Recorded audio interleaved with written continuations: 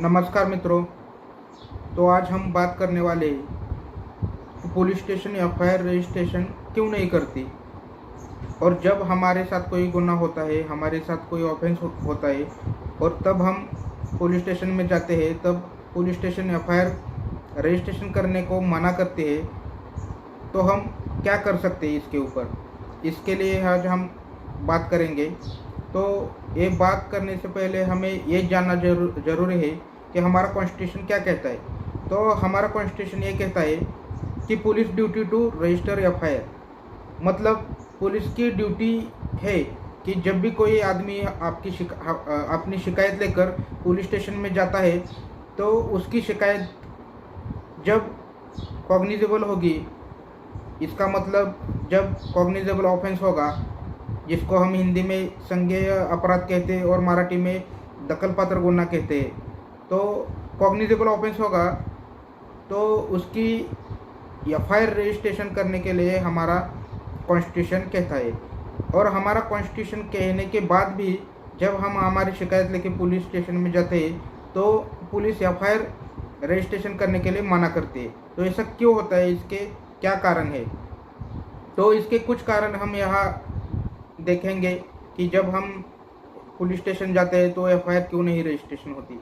तो इसका पहला कारण ये है कि जब पुलिस स्टेशन में हमारी एफआईआर रजिस्ट्रेशन होगी, तो एफआईआर रजिस्ट्रेशन होने के बाद उस पुलिस स्टेशन को उस जो मामला है उसका इन्वेस्टिगेशन करना पड़ेगा, उसका एक चार्जशीट बनाना पड़ेगा और वो चार्जशीट कोर्ट में सबमिट करना पड़ेगा। तो एक बहुत बड़ी प्रोसेस है। उस प्रोसेस से बचने के लिए पुलिस स्टेशन एफआईआर रजिस्ट्रेशन नहीं करती, ये एक प्रमुख कारण है। दूसरा कारण हम कह सकते हैं कि जब एफआईआर रजिस्ट्रेशन होगी तो जो पुलिस स्टेशन का एरिया है, उस एरिया का क्राइम रेट अपने आप बढ़ेगा। तो उसके लिए भी पुलिस एफआईआर रजिस्ट्रेशन नहीं करती, पुलिस शिकायत दर्ज नहीं करती। जब पुलिस एफआईआर रजिस्ट्रेशन ही नहीं करेगी तो उस एरिया का क्राइम रेट अपने आप कम हो जाएगा, अपने आप डाउन हो जाएगा। इसके कारण भी पुलिस स्टेशन एफआईआर रजिस्ट्रेशन नहीं करती। और जो तीसरा जो बड़ा कारण है कि जब हम किसी के खिलाफ एफआईआर देने के लिए जाते हैं और जो आरोपी होता है, वो आरोपी जो पॉलिटिकल लीडर के रिलेशन में होता है या पॉलिटिकल पार्टी के रिलेशन में होता है, इसके लिए जो उधर का पॉलिटिकल लीडर है वो पुलिस स्टेशन में फ़ोन करता है और एक दबाव बनाने का काम करता है। इसके लिए भी, उसके कारण भी एफआईआर रजिस्ट्रेशन नहीं होती। तो ये सभी कारण है जिसके वजह से एफआईआर रजिस्ट्रेशन पुलिस स्टेशन में नहीं होती। तो इसके ऊपर हमारे सुप्रीम कोर्ट का क्या कहना है, ये हम यहाँ देखेंगे। यहाँ ललिता कुमारी versus state of Uttar Pradesh के मामले में हमारे सुप्रीम कोर्ट के कॉन्स्टिट्यूशन बेंच ने ये कहा है कि जब भी कोई कॉग्निजेबल ऑफेंस होता है तो उसकी त्वरित ही एफआईआर रजिस्ट्रेशन करनी चाहिए। उसके लिए कोई भी प्रिलिमिनरी इंक्वायरी नहीं चाहिए, ऐसा हमारा सुप्रीम कोर्ट कहता है। जब हम पुलिस स्टेशन जाते हैं तब पुलिस एक कारण देता है कि हम पहले देखेंगे, हम पहले इंक्वायरी करेंगे और फिर हम एफआईआर रजिस्ट्रेशन करेंगे।